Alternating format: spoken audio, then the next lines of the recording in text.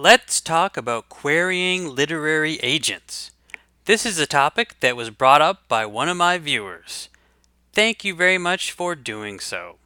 Also, let me say, if you're watching this and have any publishing related questions, or if there's a publishing topic that you want me to cover in the future, please let me know in the comments. I can't guarantee that I'll make a video about it, or that I'll have an answer for you, but I will definitely read your suggestions. Now, back to agents.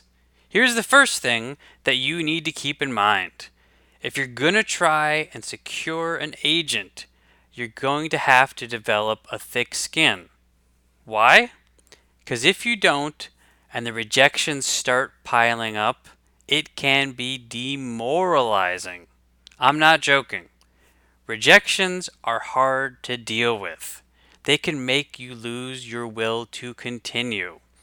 That's why you need to develop a strategy for dealing with them. I try not to take them personally. Of course, that's easier said than done. Just remember, not everyone is going to like your stuff. That's just the way that life goes. With that warning out of the way, let's continue. It's important to remember that querying is often a numbers game. Is it possible to send out one query, get a manuscript request, and have that agency be willing to represent you? Technically, yes. Will that probably happen? It's doubtful. The odds are you'll query dozens or hundreds of agencies and either get rejected by most of them or not even hear back from them. It's frustrating, but it's also usually how the game works. With that in mind, I have two tools for you to use in your search for representation. They are both free. I have linked to them both in the comments of this video.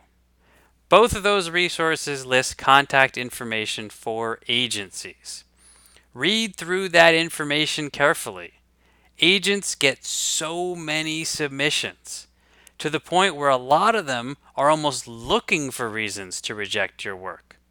If you want a legitimate shot at succeeding, pay close attention to the submission guidelines and do not deviate from them.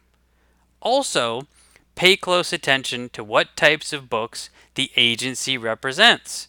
If you write science fiction, and the agency is known for repping romance writers, it's not going to do you any good to query them. Also, if that specific agency represents an author and writes something similar to your work, that is also important.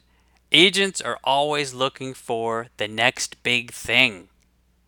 And if you write in a similar style to an author that they represent, there's familiarity in there. Next step, keep your actual query email pretty short. Get right to the point. Tell the agency briefly who you are, what your book is about, and why you would be a good fit for their agency. Do not waste the agency's time with a bunch of extraneous details.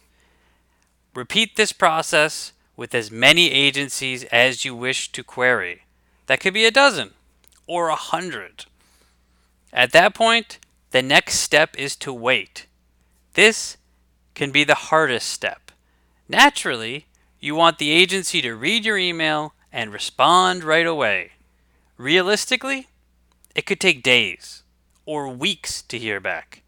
With some agencies, you'll never hear from them again. Let's say you do hear back and get positive feedback. Maybe the agency will want to read a partial. It could be 10 pages, or 50, or the entire manuscript. They will let you know. Follow their instructions. Submit exactly what they are asking for. Nothing more. This is where having a strong beginning to your book is crucial. In some cases, you're only going to get a single page to hook the reader. You want that reader to be desperate to find out what happens next. Once you send off your manuscript, the waiting game begins again. maybe the agency won't like what they read. Then again, perhaps they'll love it and they'll request more. Or they might even offer to represent you. Everybody's situation is different. In your particular case, I hope you get glowing feedback. It would be great if all the querying paid off. If it doesn't, start a new book and begin the process again. Or take your previous book and self-publish it. Whatever you decide to do, I wish you the best of luck. Now, before you go, I want to tell you about a mini guide that I'm giving out for free. It's called The Top Mistakes That Self-Publishers Make. You can get your copy by clicking on the link in the description of this video. Don't miss this opportunity.